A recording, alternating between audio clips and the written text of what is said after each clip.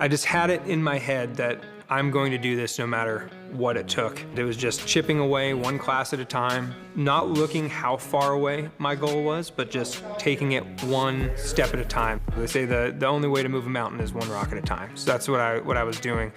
And when I was applying for fire departments, every time I got told no, I just refused to take that as an answer, and I applied somewhere else, and I applied somewhere else. And I actually was in the process with Vacaville, got almost to the end. I was in backgrounds, and they said, we're gonna go with somebody else. And they told me no. A couple of years later, I came back. They liked that I was persistent, and they gave me the opportunity. The only person who doesn't get hired with the fire department is the person who stops trying.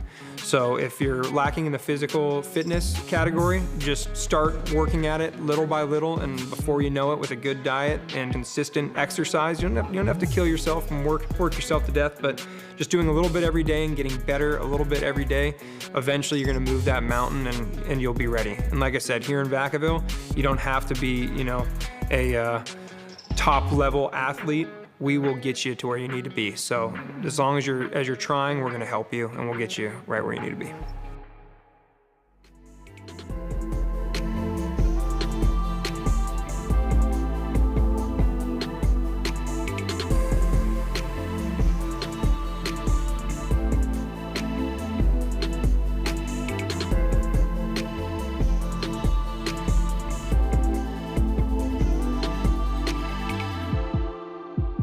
No matter your age, if something comes to your mind and you want to do it, right? And you're thinking, should I try this out? I don't know if I should. You're not going to know unless you try. Yeah. I always try to tell people, keep going until you can't go anymore. And then when you keep pushing and keep pushing and keep pushing, stop, take a little mental break, look in the mirror, say, why am I really doing this? And then keep pushing again.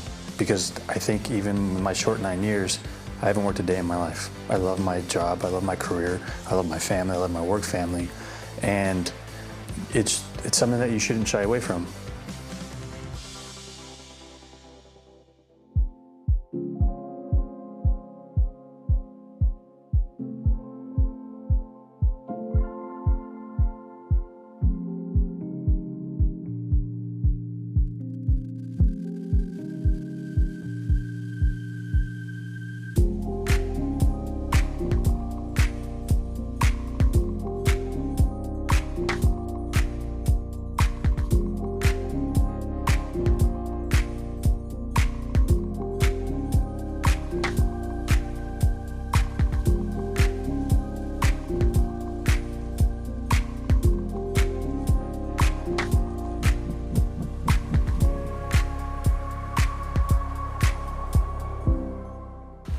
Have a nice resume put together.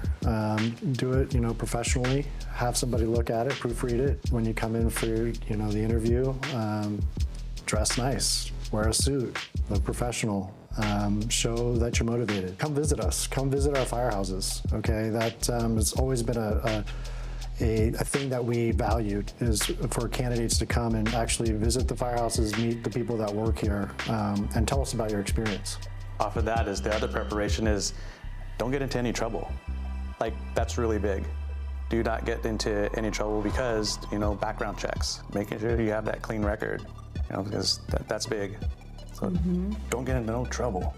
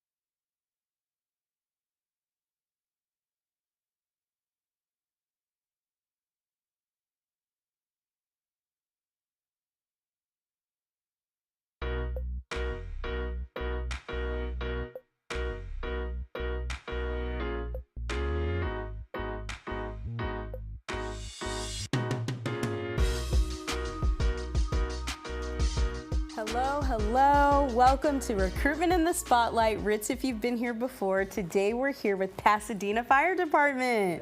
Yeah. Hello, hello. All right, so before I introduce our guests, I want to thank you so much for joining us today. I'll be your host, Lasana Pakeman, she, her. I get to be the recruitment manager of Cal-JAC, and just so excited to be here. So just wanting you to know that if you're not already, please go ahead, subscribe to the channel, turn on your notifications for future live streams and videos. We're always working on new content just for you in order to help you become a firefighter. So also joining me today is my partner, Amanda Carlton, and so she's the Candidate Readiness and Testing Specialist for the Firefighter Candidate Testing Center. Hey, Amanda. Hey, Lasana, thank you. Welcome, everyone. Join us in the chat today. If you're watching us and you have questions for any of these panelists today, we're going to be pulling all these questions from the chat, so just put them in the chat box below. And why don't you go ahead and start by letting us know where you're from and say hello. All right, well, thank you for that. We're going to come back to Amanda shortly with some questions that you all have. But before we do that, let's go ahead and meet our guests. So today we're here with Pasadena. We'd love to hear from each of you. If you could introduce yourselves, your name, your rank, and how long you've been a firefighter. And we'll start with you. Sure, thanks, Lasana. Hi, everybody. Thanks for joining. I'm firefighter paramedic Carrie Jenkins, Pasadena Fire, and I've been on the department for 19 years. Hi everyone, I'm Chin Yu. I'm an engineer, Pasadena Fire Department, and I got hired on with Carrie, 19 years. Thank you, Lasana. Hello everyone. My name is Mas Che, engineer, and been on for about 10 years. Nice. What's up everybody? I'm Ryan Mendez, firefighter, and I've been on with the Pasadena Fire Department for 4 years. Beautiful, beautiful. So two things we already observed. One is you recently got promoted, Mas. That's right. Congratulations. Congratulations to you. Thank you. Awesome. Thank you. And then next, you two were in the same academy, yes? Yes. All Yep. right. So been on the Classmates. job a long time together. Yes, we have. A couple of years. Just a couple years. Awesome. So Carrie, we're going to start off with you, and we would love to know just what inspired you to become a firefighter, and then what has your career in the fire service been like? Okay, so for me, my actual path to the fire service started a little later in life. I didn't grow up wanting to be a firefighter. It was never even like on my radar for stuff. So I had to even go back and ask my mom, like when I was a kid, was I talking about what I wanted to be when I grew up? And she said no. And even in high school, I still didn't know what I wanted to do really. I got towards the end going to college and I finally decided, and I actually went into physical therapy. So I was gonna study kinesiology. So my first year of junior college, I was going to school for kinesiology. I started taking classes and I said, nope, this is not for me. This is not for me. So I actually had a friend who had just taken his EMT class and he was going down the path of becoming a firefighter. And we started talking about it and it actually interested me. So I changed schools and I went to go take my EMT class. And from there on, I started doing my fire tech classes and it just kind of grew, right? So I got hired on as an EMT at a private ambulance company, and I worked there for 2 years. And I got my feet wet doing interfacility transports and running 911 calls with Torrance Fire Department. And then from there, I got an internship program with Compton Fire Department. So I worked as an ambulance operator for 2 years, and it was a really great experience because I got to actually work in the firehouse with the firefighters. So we ran their BLS calls along with them when they ran ALS calls, and we stayed in the station with them for 24 hours. So I got to learn the life of a firefighter, and I realized like this is really like what I want to do. So after I was there for a year, I actually went and I got to go to the fire academy.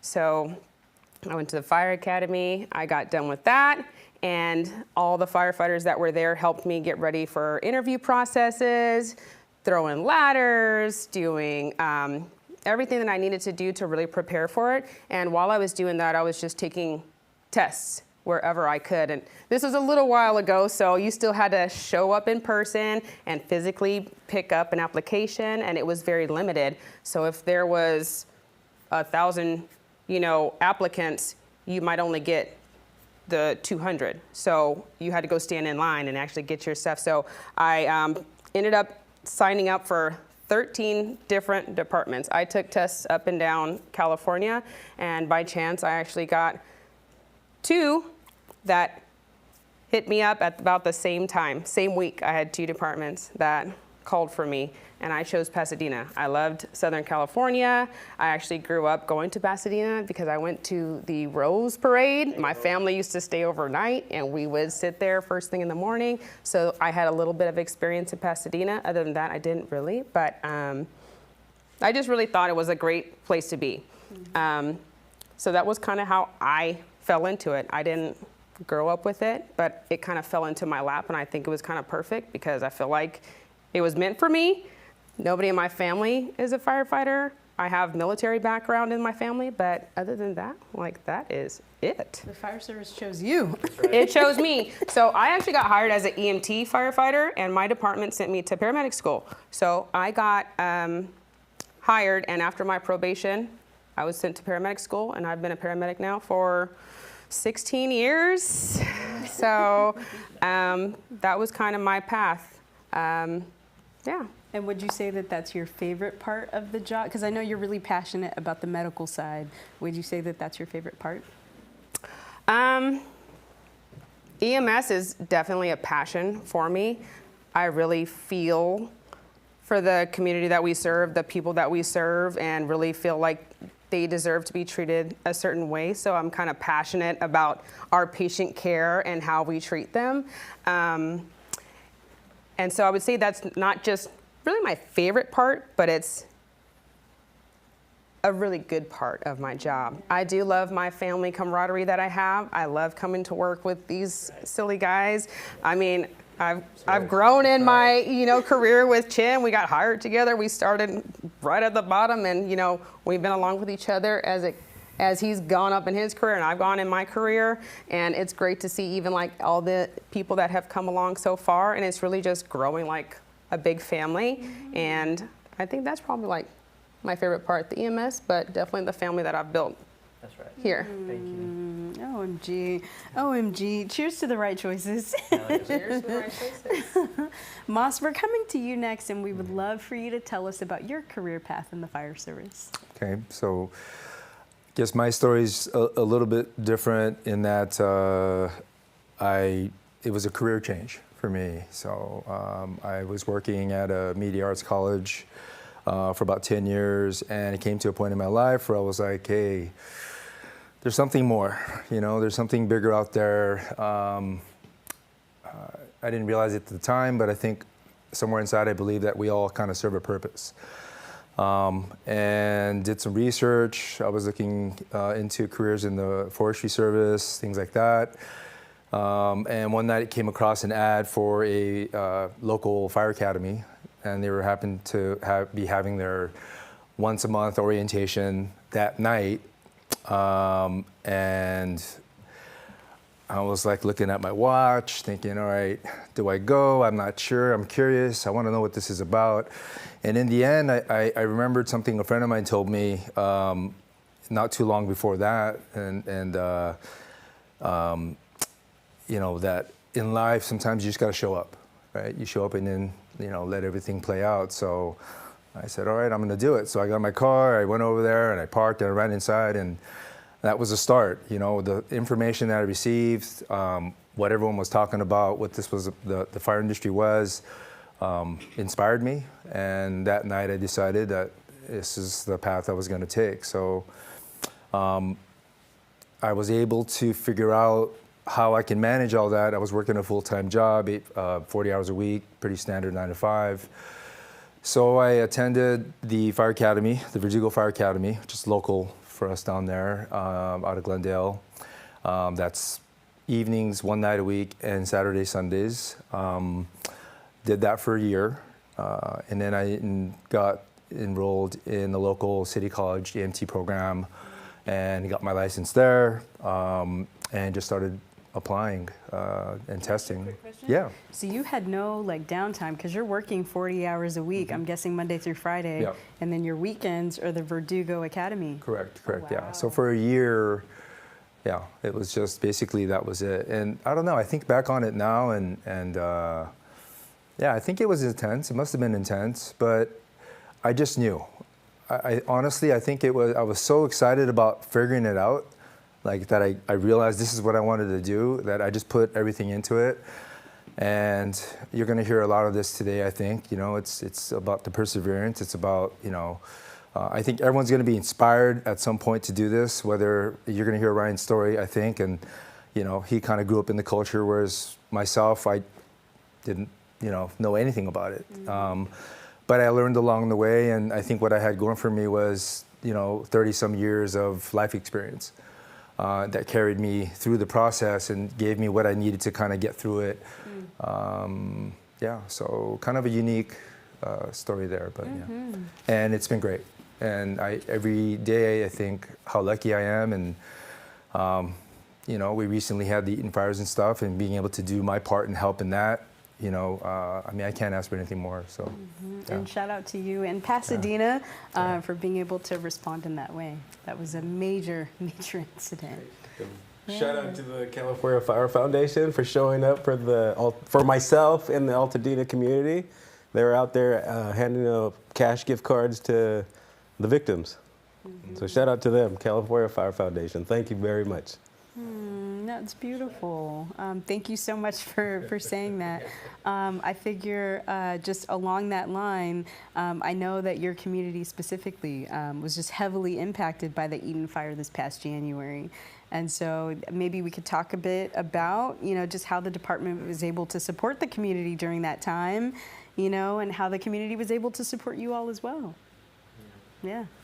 Chin, would you like to take us away? Yeah, I mean, I was personally affected, you know, but I'm proud of our department for showing up and trying to do the best we can out there, you know, and in return, the community did show up, you know, bringing gifts and even supporting myself personally, you know, since I lost my home. There's a bunch of people that reached out to me personally. I would get boxes of stuff that sent in the mail that, I don't know, I was just so thankful for and grateful for, you know, so. Thank you to the community out there for supporting us. Overwhelming support from the community, and that just made us want to go and show up harder, show up for everybody that we could. The support from everybody was resounding, and it was like, it was crazy to see. It was good. Yeah, I think, you know, everyone had been pushed so far, you know, and so the citizens really wanted to do something. You know, and they see us out there, and I think at the end, everyone came a little bit closer. They got closer to us, and we got to know them because we're all sharing in this tragedy, you know, and everyone knew that we're all on the same level, just trying to get through it. So, yeah, it was cool, very cool in that respect. And I'm so sorry that happened, you know, to the community, to Altadena, to Eaton, to Pasadena, to just the area. But just the way that you all have been able to show it was just outstanding. And again, shout out to the California Fire Foundation for all of the support. Some of the staff was able to go down, including myself, to go pass out some assistance in various forms. And so it felt really good to be able to give back and help in some way. And so to know that, you know, the fire service, firefighters specifically, were also impacted, very, very touching. Yeah. All right. So with that, Chin, we're going to come to you. And so we want to talk about, tell us about your background.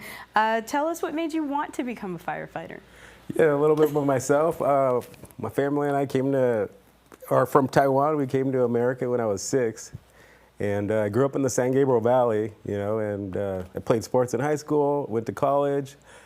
It was kind of like my last semester of college at Cal-State Fullerton. I was like, oh man, I got to figure out what I got to do, you know, and I had met a friend whose brother was a firefighter. That was my inspiration.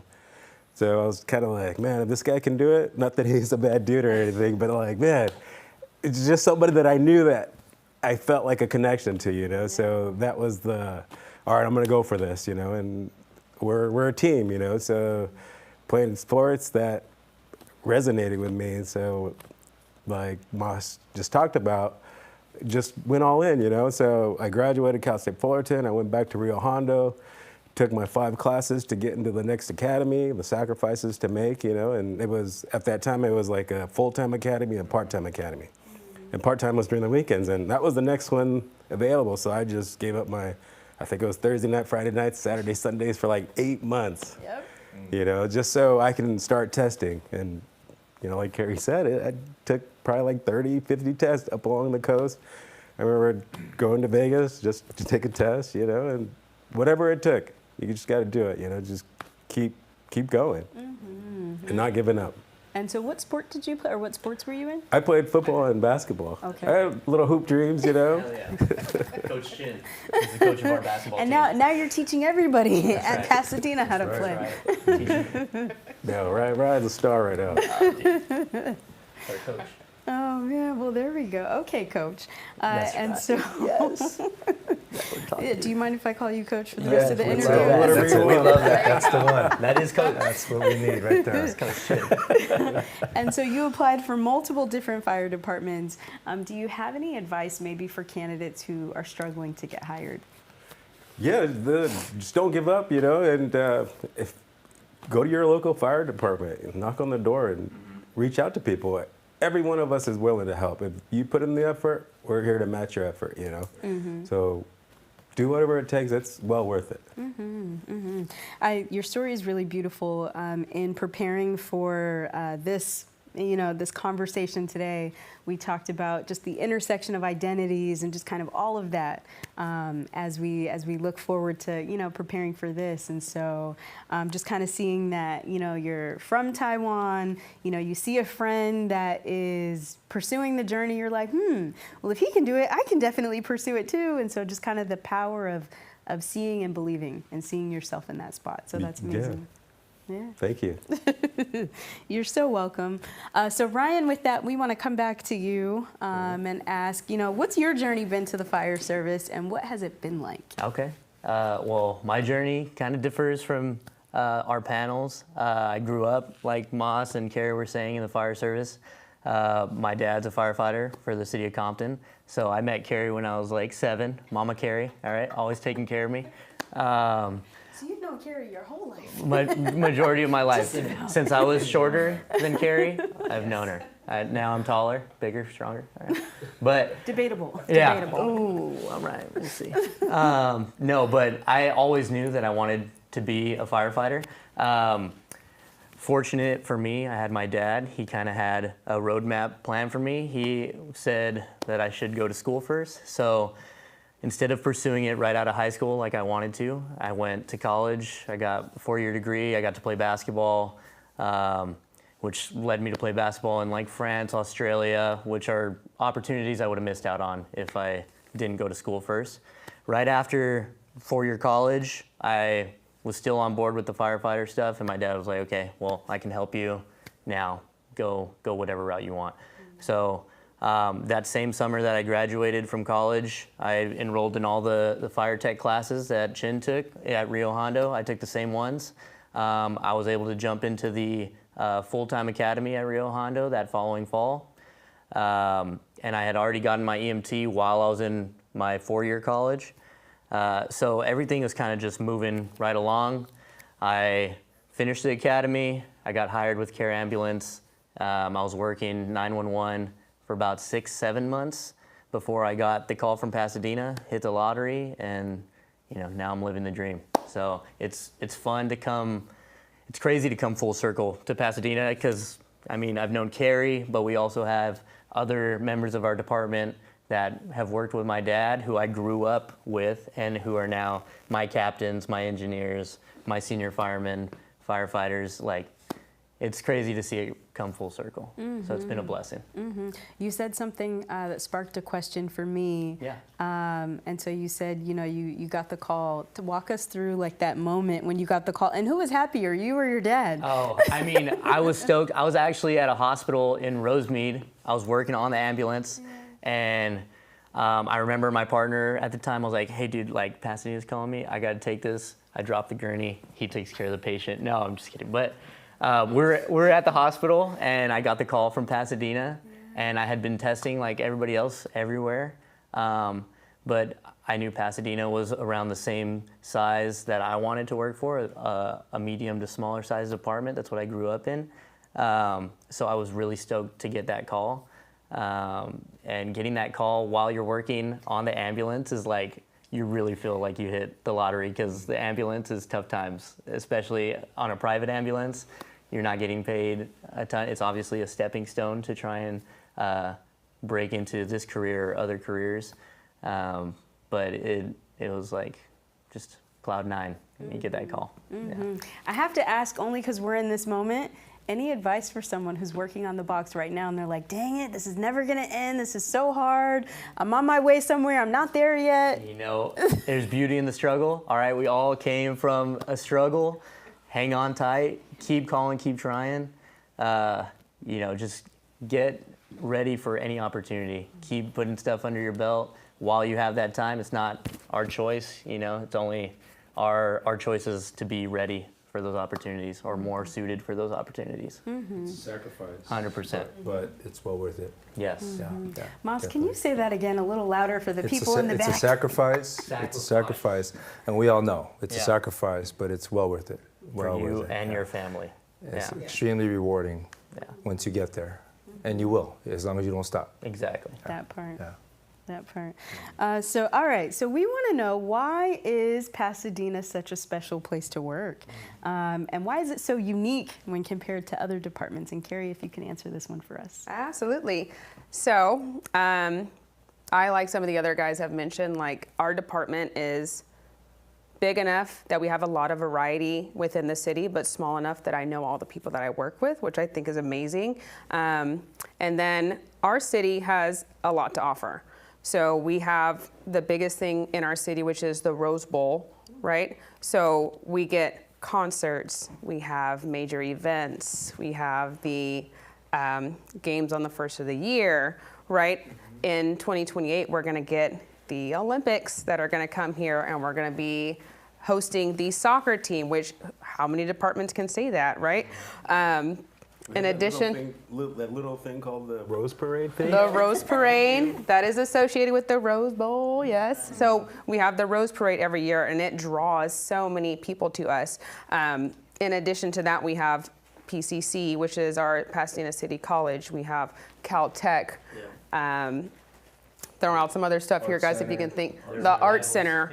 The Art Center is there. And I think we do have a lot of culture. So one thing about Pasadena is, when we say diverse, like Pasadena is the epitome of diverse. I think our city and our department as a whole Looks a little bit like this. fully encompasses a little bit of everything and a little bit of everybody. Yes. And I think that's one thing that's really cool about our department. Literally, if you see us out on the fire engine, you're gonna see a little bit of everything. Yeah. So I think, like he was saying, you can see somebody that looks like you. It's really encouraging. So one thing that's really great about Pasadena is we are very diverse. We have things like a bike team. We have the USAR. That's right. We have obviously we have our own ambulances. We do our own transports. We have trucks. We have engines. Not everybody has everything that we have. And I know they'll talk a little bit later about like our USAR and all the things that they're doing. But our department is a medium-sized department, but we do big things. So I think one really unique thing about us is we are always on the forefront of things that are coming for other departments. We tend to lead the charge on things, whether it's EMS, whether it's USAR, whether it's some specialty. We are always on the forefront of it. So I think if someone is really wanting to come to Pasadena, they can look at what we have to offer now, but that doesn't mean that tomorrow we're not going to have tons of other things to offer, because we're always looking at more and we're always trying to do bigger, better things. So I think one real cool thing about Pasadena is that we're always getting bigger and better. And maybe that's what draws people to Pasadena, Chen, that makes them, want to spend their career there. Can you talk a bit about that? Yeah, I think one of the better things about our department is we're aggressive firefighters. Like we go to a little residential fires, we're going inside, we're getting there, and like I can remember vividly the first time I was first on scene as an engineer. Like you're out there and you just see all these rigs pull up, like wow, like this is amazing, So I think we have a great culture, and we have like Carrie was just saying, like we have great diversity, and I'm proud of I'm proud of that. You know, I'm proud of the people that I work with and the diverse people that I'm working with. So. Yeah. Yeah. We got all walks of life, and I feel like to Chin's point, like seeing people who are motivated about the job and like inspired about the job. I think that's something that we have in Pasadena. You kind of feed off of the energy at certain stations, and it's majority positive. So that's a cool thing that keeps us around. And we play a lot of pranks on each other and stuff, and keep it lively at work, you know. You spend a lot of time there. You got to have a good time, Oh right? yeah, the best time. Who would you say is one of the biggest pranksters, at least out of the four of you? Chin you, big prankster. Over there. You're saying? The youngster. The youngster, of course. All right, so we gotta get Ryan before the day's over. How about that? All right, so Ryan, for the people who are hearing amazing things about Pasadena, they want to come here, they want to do a station visit or a tour. What's the process to set up a ride-along or a station visit? So for us, you really, like Chin was saying earlier, come knock on the door. You come and ask, we'll set something up that day. Like we just had somebody last week knock on the door asking if he could ride along. I run it up to my captain runs it up to the battalion chief. We'll schedule something that works with your schedule, hopefully get you on our shift, and we'll take you through the ropes. I mean, it's kind of standard to bring like a treat of some sort. It used to be like donuts. You bring like donuts for everybody or ice cream, but really there's no real process. It's just come and ask, and then come ready to learn and willing to, you know, give your time. But don't forget, you're representing yourself. Yes. Right. So you knock on that door, you know, in sweats and a t-shirt might not be the best presentation of yourself, right? So represent yourself well. And somebody will ultimately give you that etiquette if you don't know. Yeah. Usually whoever's answering that door, if you don't know the deal, will fill you in on like what the etiquette is of like, hey, maybe come suited and booted, be ready to take notes with something, have a pen, paper, because there's a lot of stuff we're gonna throw at you. But for the most part, like we've all started and we all needed somebody's help along the way, and we're eager to give that helping hand. So just come knock on the door if you're in Pasadena, want to ride out. That's good feedback. Thank you. Yeah. Thank you. All right, so at this time, we are going to go to the chat. Let's take a couple questions, and we'll hear from Amanda. Let's check in with Amanda and see how many questions we have. The chat is booming. So we have a question, our first one from Francisca. Does Pasadena do any girls' camps? I can take that one. Chad, I know you would love to answer it, but I'll answer it. So yes, in the past couple years, we have started doing girls' camps. So we've done 2 just as our own Pasadena, but the last year, actually this year, we comboed with a couple of other departments in the area, and we did a group girls' camp. So this is something we are planning on doing annually. It comes around in the springtime, so always keep your eye out, and if you need to look it up, just check our fire department website or check any of our social media handles, and you will find the information that you need. But definitely every year we will be putting on a girls' camp.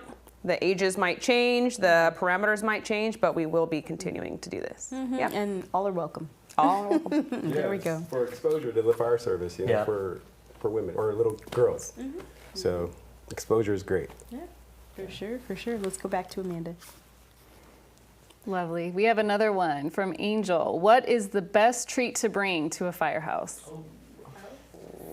I mean, lately it's been like energy drinks is like a thing, because it's changed from donuts for sure. I think my captain still likes donuts, but I think we're trying to be a little bit healthier. So I think energy drinks is a good gift to bring.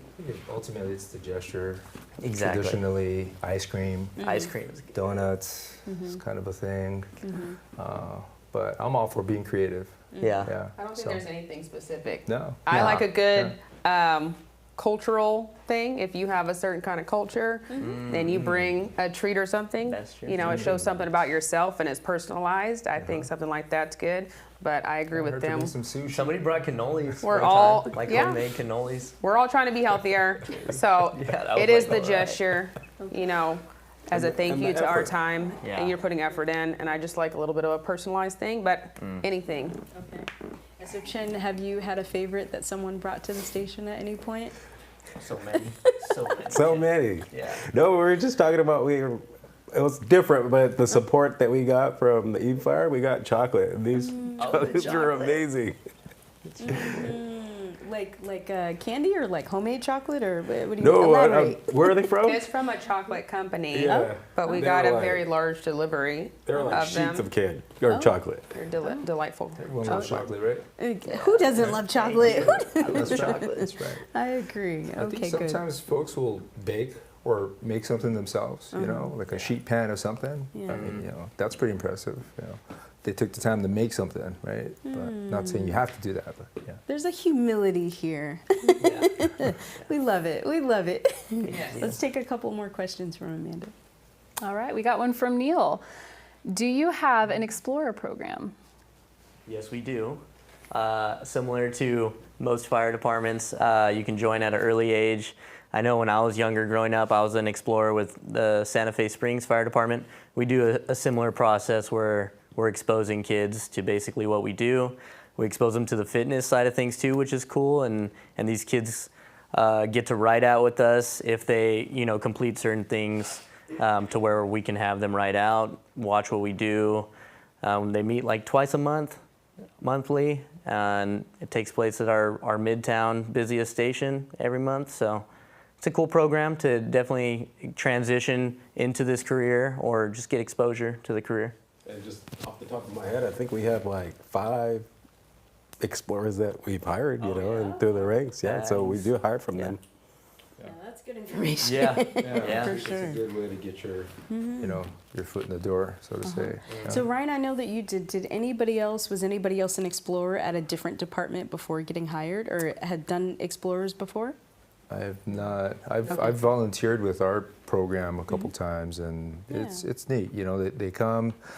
There's like a didactic portion, kind of a lecture, and then they, you know, well, they start the day with some physical therapy exercises, and then they go in the classroom, do some classwork, and then they go out and they'll actually pull hose or throw ladders or basically get introduced to some of the things that we do. So, yeah, and I think eventually, if they get their task books or whatever it is signed off, then they can start riding along with the crews. Yeah.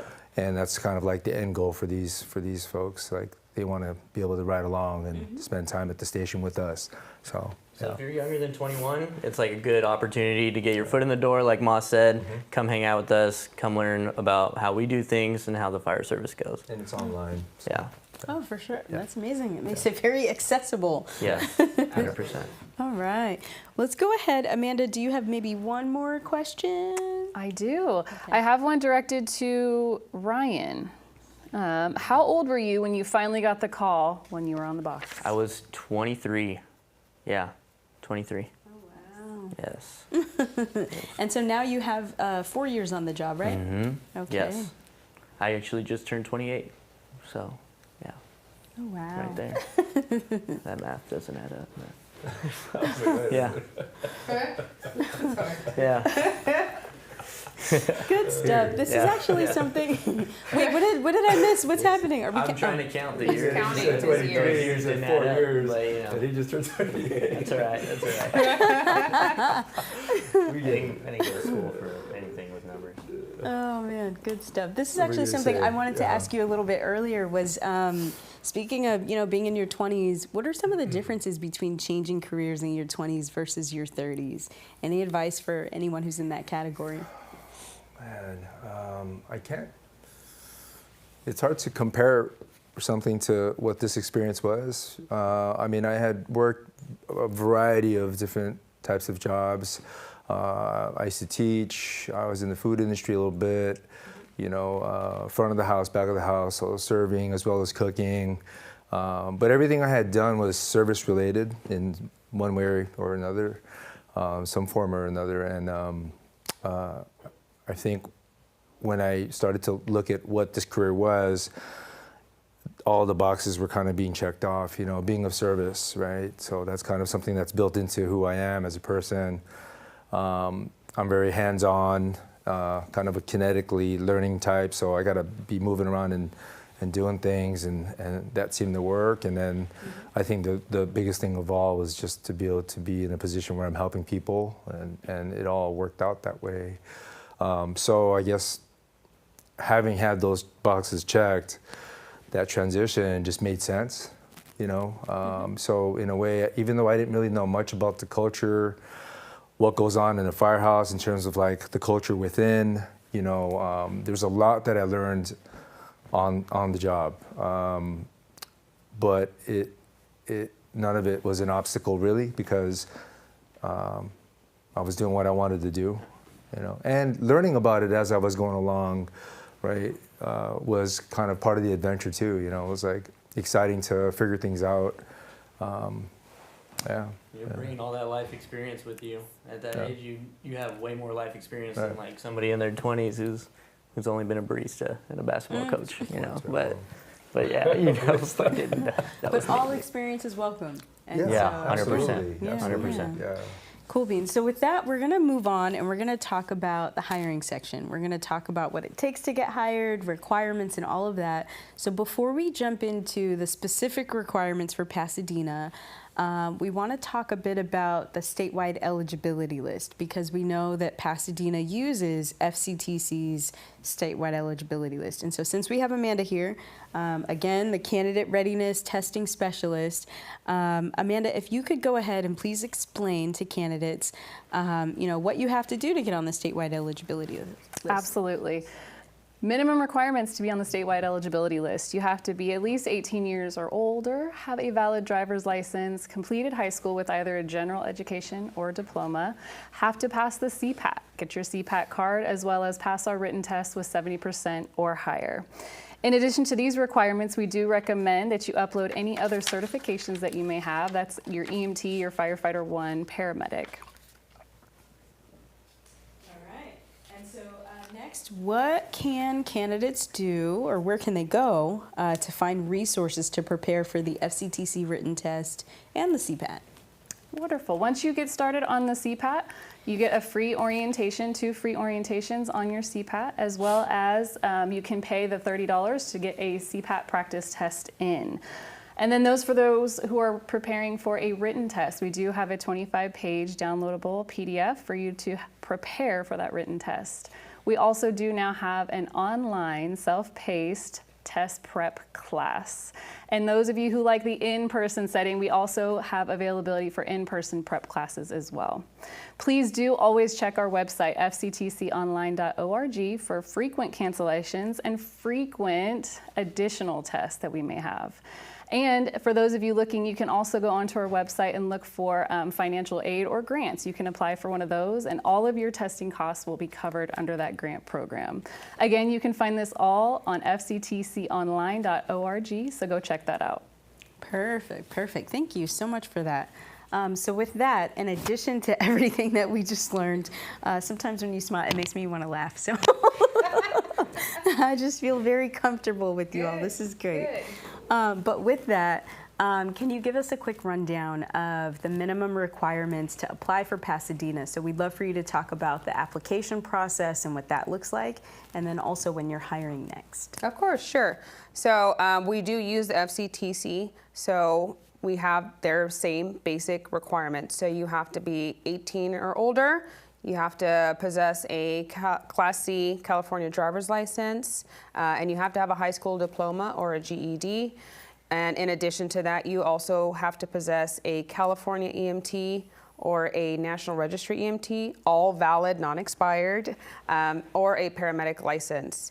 So we do have a lot of highly desirables, but those are the basic requirements for actually applying. So our online process is filling out the application, uploading all of your certificates, and then once you go through that, we select a certain number of people. The FCTC provides us with a list of people that are in our parameters of what we're looking for at that specific time, because each time we hire, we might be looking for something slightly different.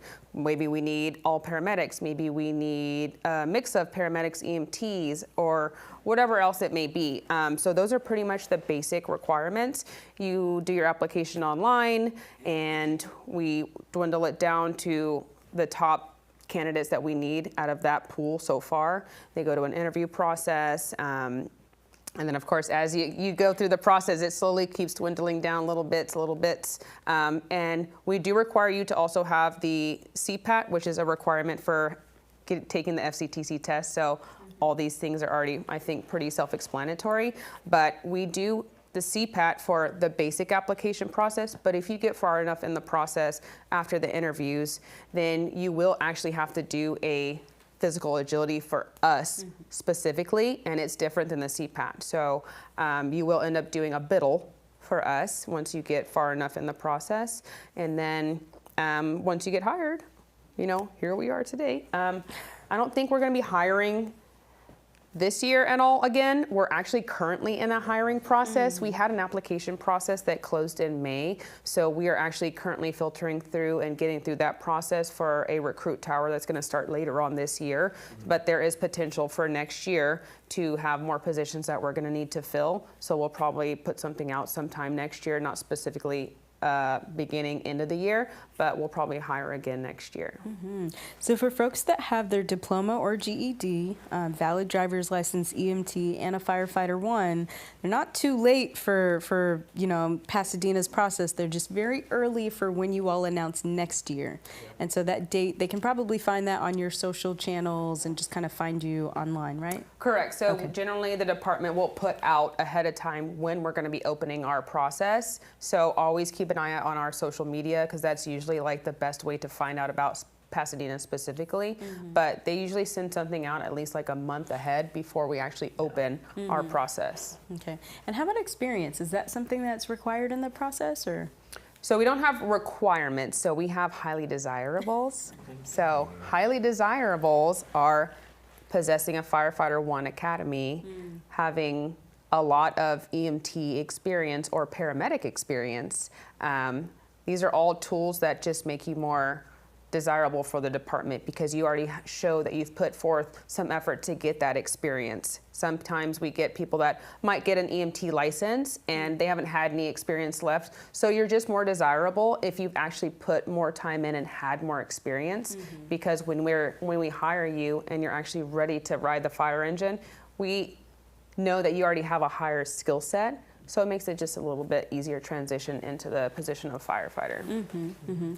Can someone explain maybe the difference between someone who's getting experience right now, but they're doing IFTs, they're transporting between, interfacility transport, that kind of thing, versus the 911 experience? What are...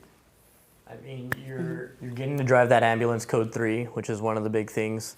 And you're going on more critical calls, whereas IFT, you might just be taking somebody's vitals, making sure they're stable from one facility to the next. That 911 experience is what we're doing in Pasadena or at any fire department. And it's very valuable to have that type of experience, especially being in that setting. You might be able to run through a basic assessment in school and whatnot, but if you don't put it into practice in real life when there's people watching and people's lives are at stake, it could be a little bit nerve-wracking. So if you have that 911 experience versus IFT experience, just a little bit more valuable. Okay. All right. And so with that, we know that Coach here is always physically prepared. Cool beans. And so we want to come to you, Mas, to talk about just transitioning to the fire service in your 30s. And so again, but also more specifically, preparing physically at that point. You've been sitting at a desk or you've been doing other types of work that aren't as strenuous as the fire service. And so again, we know Coach would never have this issue. Right. He would coach everyone to be ready. But do you have any advice or anything like that for candidates? I was fortunate to have folks around me who gave me some solid advice, and it basically came down to you need to be a certain level of fitness or have a certain level of fitness. So I just did an all-out attack. So I started biking to work, 10 miles back and forth, started running, and for whatever reason, I got lucky, and right across the street from my apartment where I lived, a CrossFit gym just literally brand new opened up. And I was like walking my dog one day, and I looked over and I saw some folks over there, and so I walked across the street because it looked like they had some gym equipment or whatever it was and weights and stuff. So I walked in there and I met the owners, told them my deal, and they said, come on in. We'll, you know, gave me a nice offer, and I just did that very intensively until my start date. And I think the combination of the cardio's big. I think 100%. every tower is a little bit different, but I feel like a common baseline is that we like to run. You know, 100%. there's a lot of running involved, so cardio's big, and then circuit training, CrossFit being an example of a type of circuit training, I think matches what we physically need to be doing, you know, for the job. So I prepared myself that way, and then the tower started, and you know, it was much more. And you know, you just put your head down and you get through it. So yeah. But for the candidates watching who may think, okay, I have to do all this to get prepared for the job, you all don't do any physical training on the job, do you? Yes, we do. So like, I'm kidding. I was like, absolutely we do. Maybe you can elaborate on the types of workouts you all regularly do. I mean, like similar to Moss, I joined a CrossFit gym. It kind of consolidates everything for you in a nice little package where you have somebody telling you what to do. So if you're like short attention span like me and you're like in the gym trying to think of what to do, you have somebody who's like, okay, here's how you kill yourself physically. And anything to get that heart rate spiked, like Moss is saying, that's what, as soon as you put your turnouts on, your heart rate's like spiking. So we just want you to be physically ready and physically capable for doing that. So at work, we'll do circuit training. Some guys will just do lifting stuff. Some guys don't go all out at work just so that they're ready for the next call, but some guys do. So, and they play that risk, or they gamble that, and I've done it before, where you're going on a call super sweaty, out of breath, and people are like, what is up with this guy? Is he okay? But physical fitness is definitely something that continues after you're on the job, after your rookie year. You see guys in the gym all the time. Yeah, it's something that our department stresses highly. So you'll see someone working out at some point all day, and our stations are obviously equipped with gyms and weights, and people bring their own personal stuff in, you know, to match whatever. We got a couple boxers, and so there's that kind of stuff around, and I think overall everyone's very supportive of each other in terms of like, you know, that's that person's speed, that's what person's style, you know. And there's like a fun competitiveness like all the time too. We have like an annual fitness. It's not. I guess it is a test. SAC Wellness. They just put us on a treadmill. They take your heart rate, or they run an EKG while you're running, and everybody's kind of like, "Hey, what'd you get on that?" And then, you know, you don't have to tell, but it's a little competition and keeps everybody, you know, in the loop and keeps you motivated to keep going. Absolutely, absolutely. Yeah. And so, and so we've talked about just the requirements in general. We've talked about some of the physical components and how to get ready and how to keep that up, you know, as you continue to stay on the job. Chen, if you could talk to us about preparing candidates for interviews and what they can do to make themselves stand out. Yeah, I think preparing for interviews is practice, you know, like, just got to practice. You got to talk it out loud. You got to hear yourself. You can't say it in your head because it's not going to come out that way. Yeah. You know, and personalize it. Like, tell your stories that only you can tell, not where everybody can tell, you know, so that'll help you kind of stand out. And I think when you do that, when you personalize it, it becomes easier to tell that story. You know, you can go online and nowadays with the AI and come up with the perfect answer, but you know, when you're in front of that panel, unless you're like just a naturally gifted gab, you know, a public speaker, you're going to be nervous. So, I mean, I found that the best way to combat that nervousness was to personalize it, right? So if you're just talking about yourself and you mean it's coming from the heart, then it kind of takes away from that pressure. And yeah, I second what Chen said, rehearse. It seems ridiculous, but you know, you stand in the mirror in the bathroom and you know, if you got to write it down, you know, and just, you know, you got to hear yourself do it, and it all goes towards the same end goal. it's gonna help you. So What about the person though who's not good at talking about themselves? Like they're not good at telling or selling their own story. So I was fortunate again. I had folks around me who had already been through the process or was going through the process. So I say write something utilize. down, right? Like, yeah. if you know your story, write it down. If you're not good at like getting it out, maybe write the question and write an answer out that you would want to get across to a panel. So if you're not good at talking about yourself, you got to dive a little deeper, write it on paper. It's not wrong to make a script, something that you can fall back on and have a baseline. If somebody has a question for you, hey, I want to get these points across. I've already written it, read it, and said it a few times. It's practice, like Chin said, like Moss said. You have to practice. I was gonna say, lean on your friends. 100%. Lean on your colleagues. Like I'm sure we've all had people in our lives who at some point helped us through this process. I know when I was doing it, we'd have like mock interviews, and these are people taking their own personal time out to set this up for you, and right? Like most people are not comfortable talking about themselves. Yeah. So I mean, you got to get out of that comfort zone, get out of your shell, and get used to at least getting the point across of what you've done.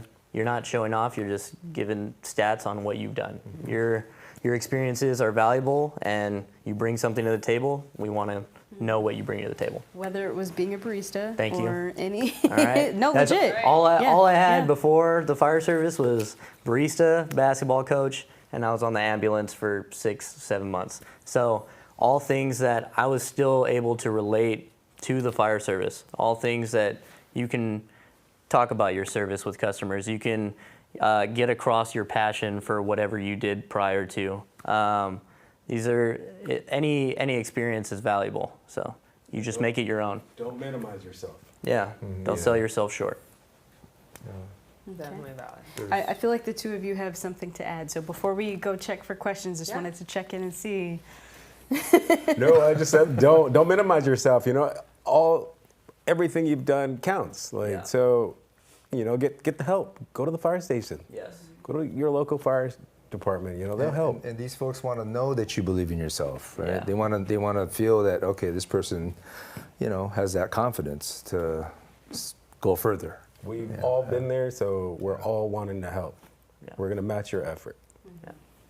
I think some of the best advice I got was to, like some of them have said, record yourself. And sometimes you don't realize you're doing things or you're saying things in a different way than you actually think they're coming across. So I actually wrote a bunch of stuff down. I'm like, I want to put this point across, I want to get this point across, and I kind of have bulleted points, and then I kind of made my own little speech about myself, because I think people really need to understand that this might be your one opportunity to sell yourself and to present yourself in a certain way. And like they said, if you're minimizing yourself, you're not giving your full potential. And everything is beneficial. It doesn't matter what you did in your previous jobs or whatever, they might be beneficial to us and say, hey, like this person was a teacher. Like, wow, like we do a lot of teaching within our department because we teach EMT, we teach, classes on specialties. So it might come in handy, and they're like, oh, well, shoot, this person was a teacher, and I learned how to teach groups of people that being a sibling. Being a sibling, right? Like he was a barista, he did teaching, whatever it may be. This could be very beneficial to you. Coach. So coach. So definitely take the time, because if you have one opportunity and this is the one job that you have presented to you, put your best foot forward and take the time. And like they said, ask for help. I even gave my presentation to people that had no fire service anything, but they definitely gave me a lot of good feedback, and I took that and I used it. And definitely with any interview, you automatically know you're going to get a question of tell us about yourself, and that's your time. That is your time to present yourself and present yourself well. And if you don't practice it, Because you also don't want to gabble on. It's got to be a little bit organized. So that's going to be the first question: is tell me about yourself. I feel like we could talk about this one all day. All day. This is so good. It's a lot. Yeah. And this is why people are watching. They want this part. They want this specific information. I personally know that the chat is bursting. We're going to go Okay. ahead back to All right, Amanda. let's see. We're going to take some more questions. All right. It is absolutely bursting at the seams. We're pulling both from YouTube. We're also pulling from our social media plugs on becoming a firefighter.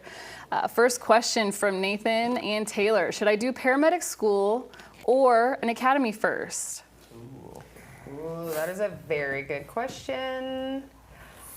I will say paramedic school is a top priority because throughout California specifically, we are very short on paramedics. So if you have a paramedic license, highly desirable, because a lot of the larger departments in the city, even for us, like you don't have to have a fire academy. So the paramedic is harder to get. So I would say definitely go with the paramedic if you have an option. And I figured the sooner you get your paramedic license, you can actually start working in some capacity or gaining some kind of experience using that while going through the academy. Yeah.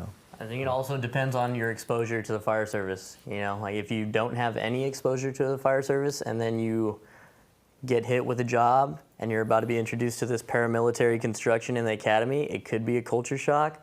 So getting your feet wet with an academy might not be the worst idea if you're a timid person, you know, at least getting yourself out there. But paramedicine is like, that's what we need right now. So maybe just kind of base it on your own situation. If you're needing a job sooner rather than later, maybe pursue paramedicine because it just opens up so many doors almost immediately. Yes. But if Yeah. you're working on some life skills and that kind of thing, Yeah. maybe firefighter one. Is that I'd say so. what we're And say hearing? whatever's available first to you. That too. Keep going. Yeah. Just Yeah. There's no one answer, I don't think.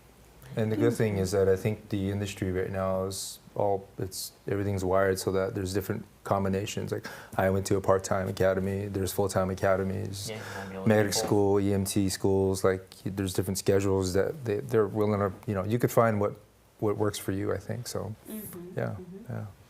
All right, you guys ready for the next question? Let's do it. Yes. Yes. Let's go. All right, this next question is for you from Dover Drone Photography. Does the interview still consist of situational questions?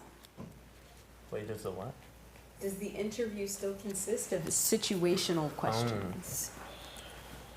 Mine didn't. My interview didn't they didn't hit me with like any EMS questions or things like that. If that's what the question is, my last interview didn't.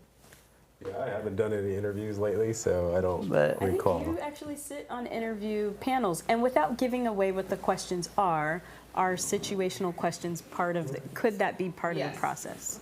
Yes, I would say situational, yes. Doesn't mean it has to be medical related or anything. It's usually like a conflict resolution type of situational. That tends to be like the standard type of question that most departments have now. So yes, situational would be on there. To prepare for situational questions. Got it. Correct. Yeah, it's, I guess, maybe a way to figure out what your values Conflict are. resolution definitely is Right. the one. What your standards are, how your personality. Yeah. Yep. Yeah. Cool beans. All right. Amanda? Yes, we've got B. Chris. Is becoming a volunteer firefighter a good way to get hired on with Pasadena? I think with any department, it's a good route. I was a volunteer firefighter for a little department near Barstow.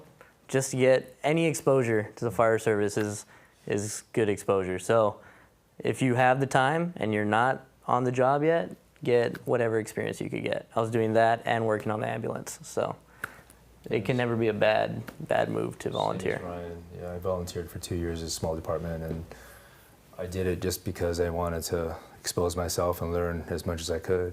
And I wound up getting picked up by Pasadena right out of there, so it worked out for me. Yeah.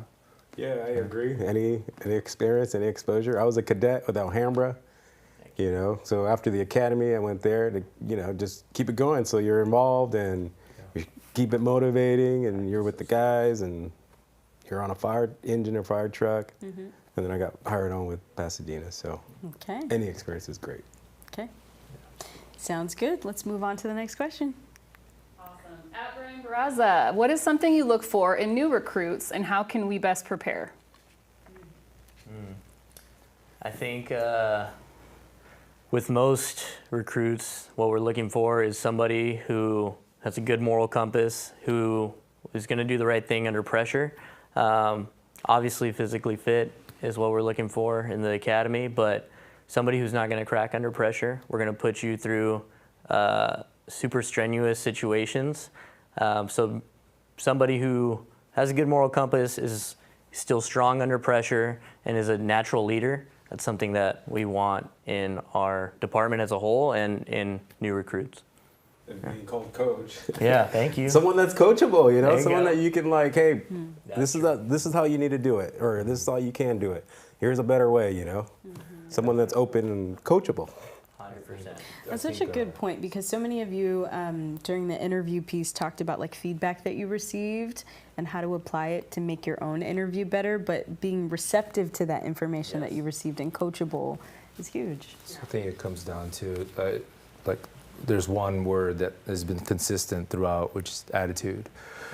So we all come from different backgrounds, right? We're all starting at different levels, medic or not medic, you know, family in the culture, so you know about it, or like myself, didn't know anything about it. But if you have a good attitude, you know, like you said, coachable, right? Someone who's willing to just be humble and have a good attitude. As far as our department, I think that those qualities will go a long way. We're not looking for someone to have all the answers. I mean, ideally, right? There's an ideal, but you know, it's not limited to that. You know, you could come in green, and we'll show you, but you got to be willing to learn and be willing to be like, I don't know, and it's okay that I don't know. So teach me, and in return, I'll do my best and become the best firefighter I can. And that's the cycle, right? That's how it all works. But it starts with the attitude, I think. Yeah. Definitely being able to not take things personal is like a big thing. Everybody's just trying to help you, whether it comes out blunt or, you know, in a way that you're not used to. Just know that if you're receptive to it, you can make it a positive and, you know, use it to your advantage. We're all just trying to help. Everybody's trying to help. Some people have better ways of getting it across than others, but everybody's trying to help you. Would you say that it's beneficial to have a sense of humor? 100%. You need that. And if you don't, you'll develop. You'll learn. one. You'll develop one. Yeah, It's gonna happen. There we go. This is a good. I feel like we could use the answers from this question for the whole episode. There you go. All encompassing. Thank you. Amanda, back to you. All right, shout out to Tyler A. We see you in the chat. Pasadena opened for a paramedic intern position. What are the steps for that program? And then a caveat to that, how does that transition into the opportunity to be a firefighter with the city of Pasadena? So our paramedic intern program is a fairly new program where we're paying people to go to paramedic school, and then we're also paying you to ride out with us, once a week or twice a week. So you're getting that exposure on the box. And then at the end, if you are successful, you get the opportunity to be in our academy with us. So you are getting the job.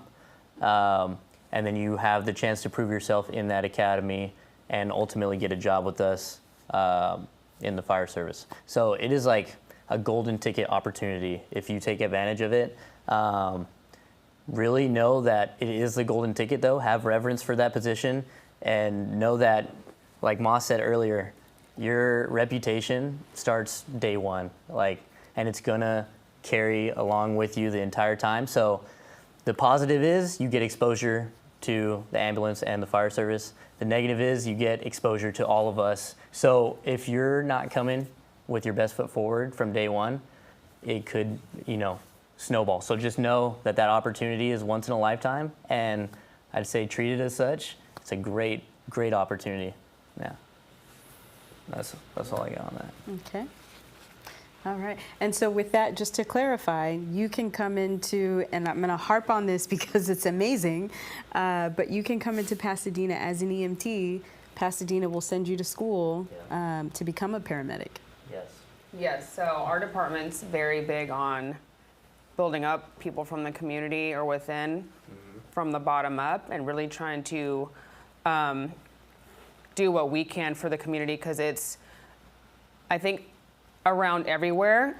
Some places don't have the opportunities or don't have the knowledge of what to do or how to get into somewhere. So I think especially because everybody needs paramedics, it's harder to get into paramedic schools. And so we're kind of doing our part within our community to try and build up the people within and start them on their best foot forward. And this is really like a huge foot in the door. So we're just really trying to give people like a step up.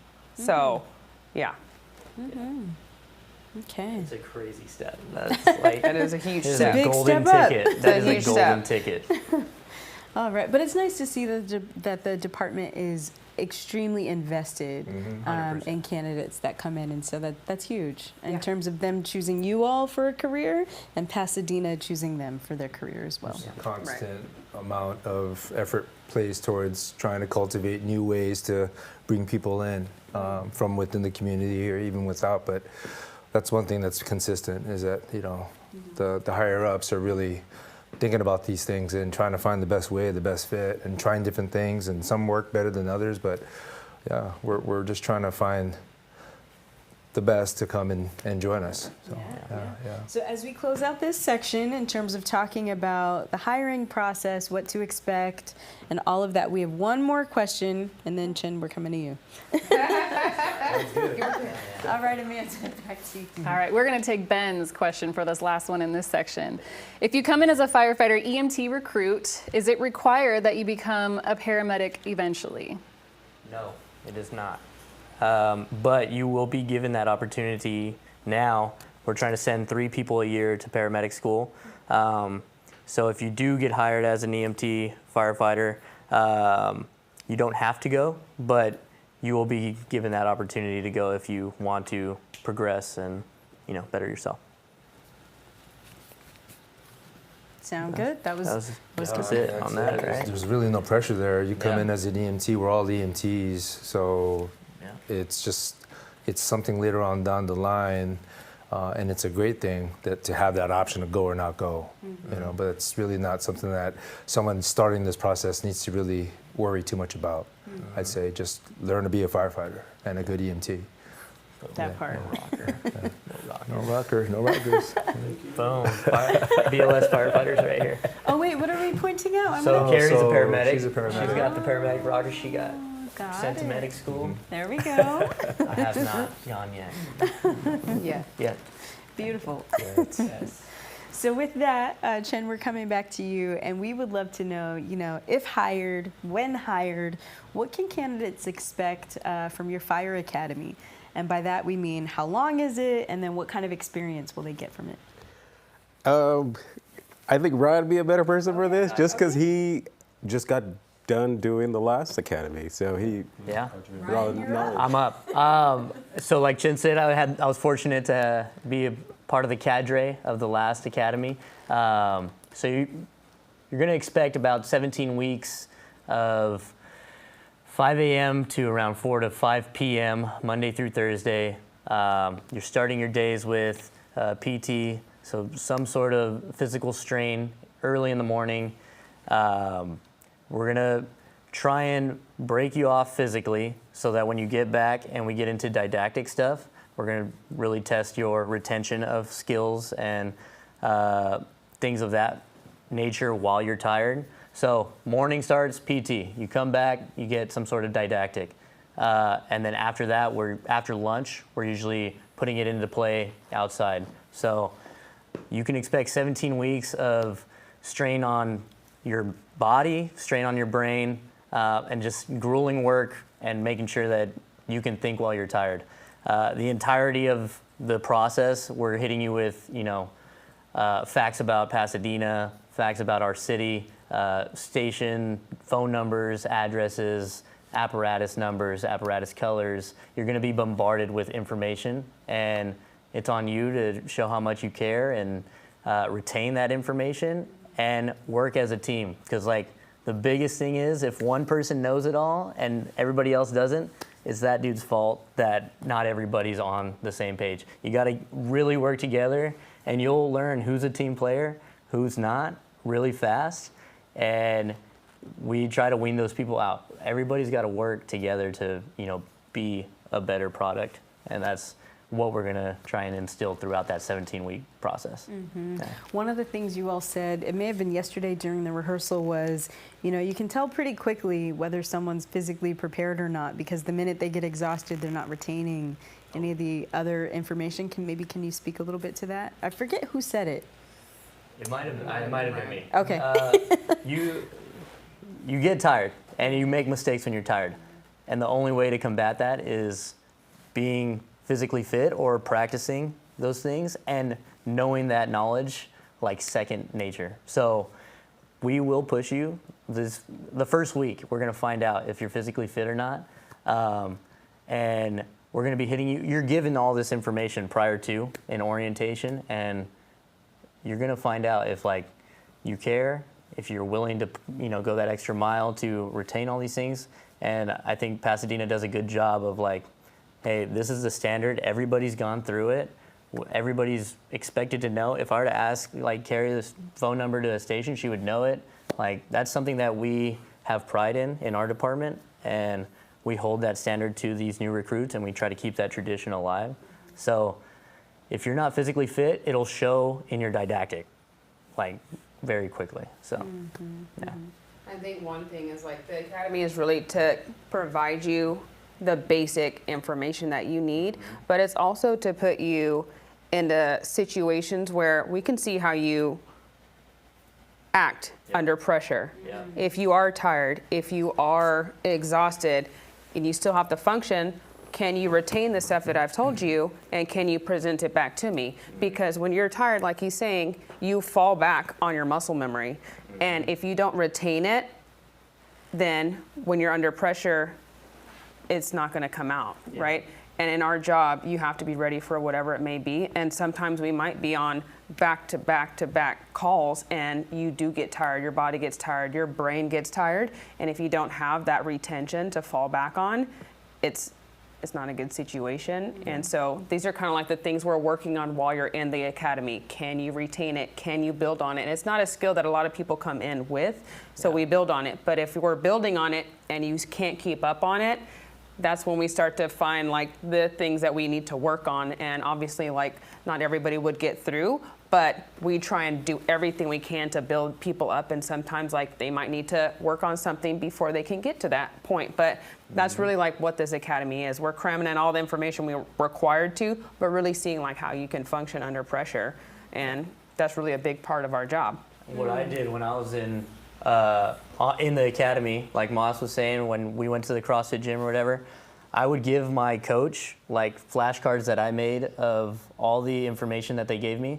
And when I'm like clipped off during the workout, I'd have them ask me questions. And that's like literally Coaching your coach? that's how I was like, just ask me these questions and make sure I know. Yeah. And that's how you can, you know, take the ball into your own court and, you know, get yourself ready. It's a great example Yeah. of the level. Yeah. Yeah. And then in the academy, we're not asking you to do anything that we're not doing. So everything they're doing, we're doing right next to them. So you know that standard is reasonable, and that these are people on the floor like 5, 10, 20 years into it. And if you can't be at the same level as them at your best, then maybe you're not ready. Yeah. Yeah, exactly. Yeah. And it's time to, Yeah, beautifully stated, by the way. Thank you very much. All right, and so speaking of the academy and speaking of what it takes to be successful in the academy, would you say that differs much from being a probationary firefighter? And maybe you can just kind of walk us through what life is like as a probationary firefighter. So hopefully in the academy, we try to set good habits for your probationary period, your rookie year. It's another strenuous opportunity, I like to put it as. You're going to be under the microscope. You're giving drills on certain equipment from every apparatus or on apparatus every set. And it's, you know, things that we all know the answers to, everybody's been through. So it's tough. You're giving this presentation on something that everybody already knows. So it can be difficult, and it can feel like the weight of the world is on your shoulders. But I like to say pressure is a privilege.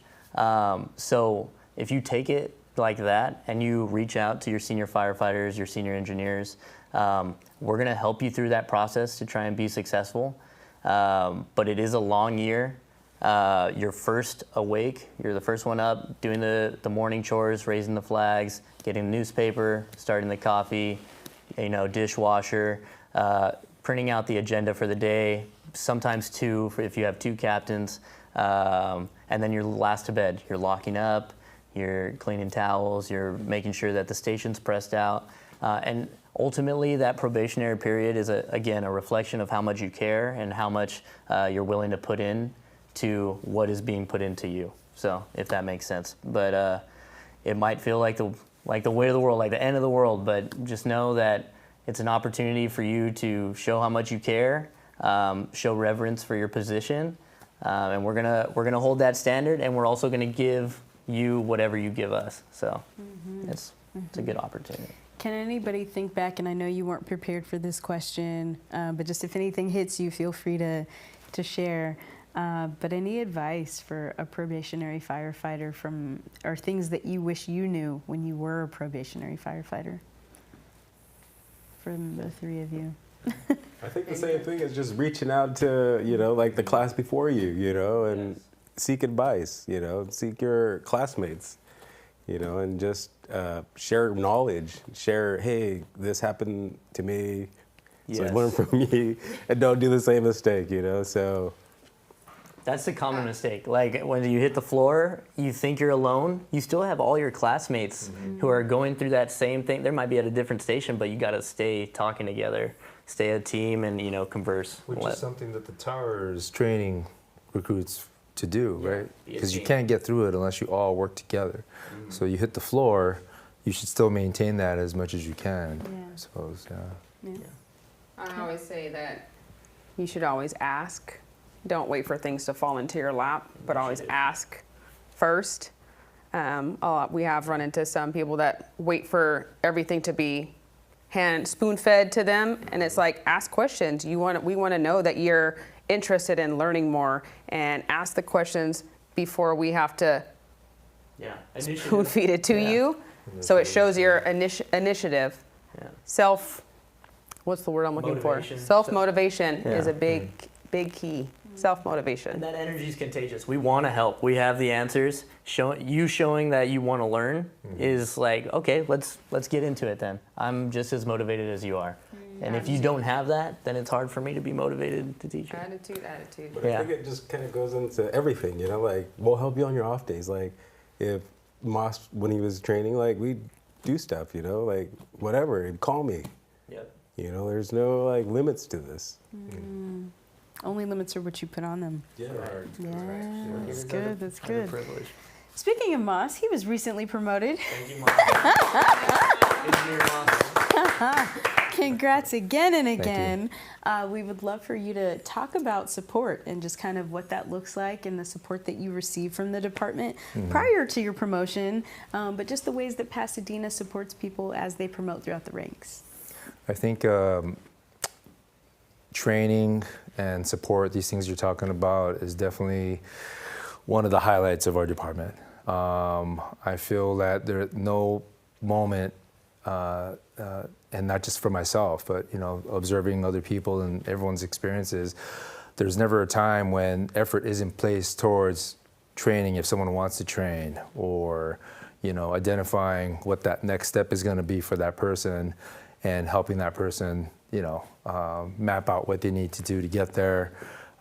Everyone's always willing to help, everyone from your peers on up to management. Daily schedules are rearranged to accommodate training. Rigs are taken out of service for a certain amount of time so that you can go and get your time in. It's really up to you. We were just talking about it, right? Same on probation or not. If you take that initiative, there's always something or somebody, a system or something in place that's going to match that.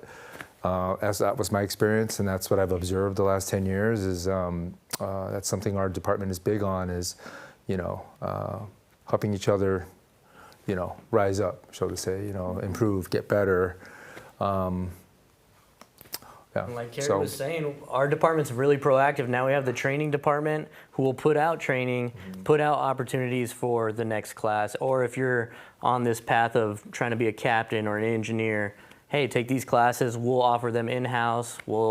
They're being offered here. You can go take them. So our department has that training department who really looks out for us if we're trying to, go any sort of route professionally. Going out, hey, these classes are coming up.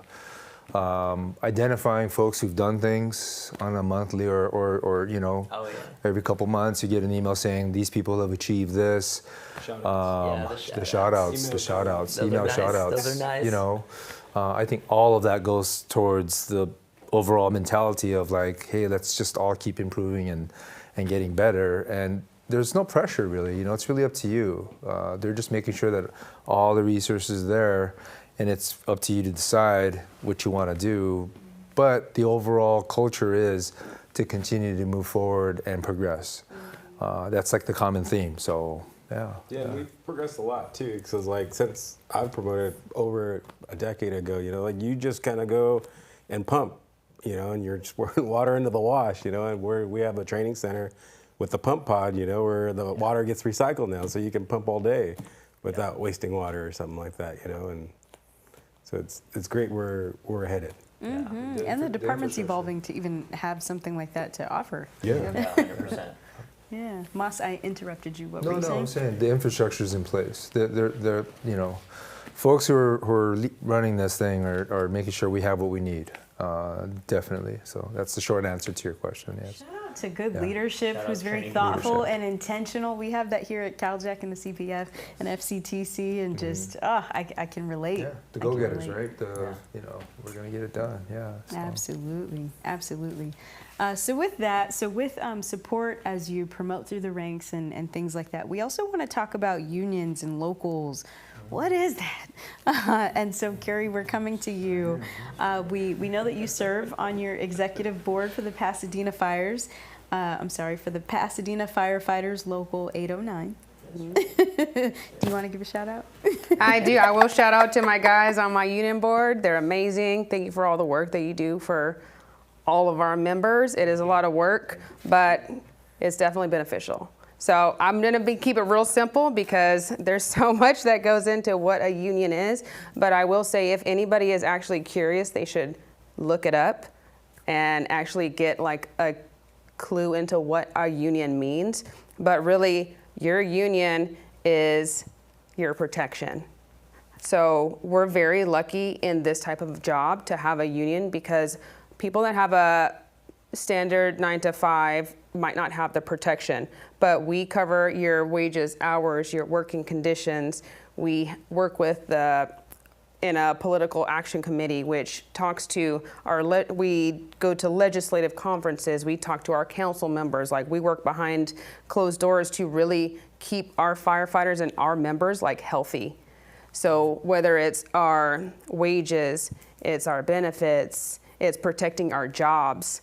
And we work night and day, 24/7. I think these guys have really got a little bit of a key into how much work goes into it, because literally my phone goes off all the time, every day, because there's always something to be done. But really, it's your protection. And that's what your union does for you. Mm-hmm. Mm-hmm. Beautiful. Well, shout out to you. Shout out to your e-board and your president, Rafi. Thank you so much. Beautiful, beautiful. And so with that, we do want to go ahead and check back for one final check for questions, and we'll come back and see if you all have any advice or anything you'd like to leave the audience with. Okay. Sound good? Yeah. All right. Amanda. Yes, we've got a few more here. What shift schedule does your department use? 48-96. So 2 days on, 4 days off. It's our baseline schedule. Okay. Yeah. Easy peasy. Easy. Back That to you, one was Amanda. nice and simple. Next one from Even Steven. Are you involved in USAR? And how did you get involved and what goes into it? Chin. Yeah, we're all USAR members. 1, 2, 3. I was there as a firefighter and as an engineer, but I'm not there anymore. From where we were to now, I am very proud of these guys. Like they're getting pre-positioned, they're going out to Mammoth. Something that was unheard of. Like they're out in the snow. Like what do you wear to the snow? Yeah. So Find out quick. we're getting a boat, right? Boat team coming soon. Shout out Dave Peltz. Yeah. you. So shout out, Robert Rob Sepulveda Sepulveda putting it together. to bring the USAR where it's at. It's truly proud of these guys. Yeah, it's evolved into a really robust program that just covers it all, statewide. So, yeah. One of those programs, like Carrie was mentioning, that you can delve into. It's a specialty that you can start to pursue that not every department, offers that we do. So, and same with our EMS side of things. USAR, we're kind of the forefront. We're spearheading that in our neighboring districts and learning from our big brothers in LA City, LA County, and we're just trying to be just as meaningful or big as them. So it's a good time. So they're selling themselves short a little bit, so I'll give a little bit more to the USAR. But the USAR used to just be pretty much local to Pasadena. We have a lot of hiking trails, and a lot of times the USAR would go out because people injure themselves and we have to go out and rescue them. But it's actually expanded into so much more now. So our USAR team is now gone into RIMS deployments, which are handling some of the disasters that we have around the state, up and down California. So like they were mentioning, they said, oh, the snow, but they had a team that got sent up to the snow because they had significant amount of snowfall, and we had sent a team, and that's all USAR members. They also went to the mudslides and searched for individuals that might, or people that are in homes that they've done so much more. And so I didn't want them to sell themselves short, because we did have this small USAR deployment, and now it's expanded into so much more, and it just continues to get bigger, like they joke with the boat team and all these things. But it's just building more and more, and not every USAR team is like that, but ours is definitely like being progressive in that. And they can follow our USAR Instagram page, USAR Task Force 32. Yes. There's like all sorts of good content on there, whether you're a USAR person or not. That's like good training and good, things to keep in your Rolodex of things to do. And I heard this is under the leadership of Sepulveda. Is that what the person you shouted Yeah, out? Captain Robert Sepulveda. He's been a big spear. Beautiful. Let's go ahead and take a couple more questions. All right, we've got one more over here. What traits do successful academy candidates have? Anybody want to take it? Perseverance, initiative, Coachable. Thank you. That's Humility. Honesty. Yeah. The ability to work under pressure, maybe? Yeah. Cool under pressure. Great. That's the main trait right there. Yeah, that's all you need. All right. So I think that was all for the questions. So now, we're getting to the point we're going to wrap up our conversation here. But just wanting to know if you have any advice for candidates who are interested in pursuing this career, but maybe they're struggling with it. They're struggling to get into it. They're struggling to navigate their way through. Can't always see the end game, but they know that it's there. Any advice for candidates? And so, Carrie, we will start with you and work our way down the line. I think the only thing I can say is being prepared. Like, if I had one word, I would say preparedness, because if you're not constantly prepared, the call might come. And if you're not staying at a certain level and continuously being prepared, like, you're going to be behind the 8 ball. So it's hard to say one thing that would really get them past that certain point. But to me, like, being prepared is really like a key feature of it, because sometimes, you might have gone to an academy or something a year ago, but you haven't done anything since, and now the call comes a year later and you're like, oh man, I haven't touched anything, I haven't done anything in this whole year, and so you're not prepared, so you're behind the 8 ball. You were prepared a year ago, but you're not prepared now. So I say, just continue to be prepared.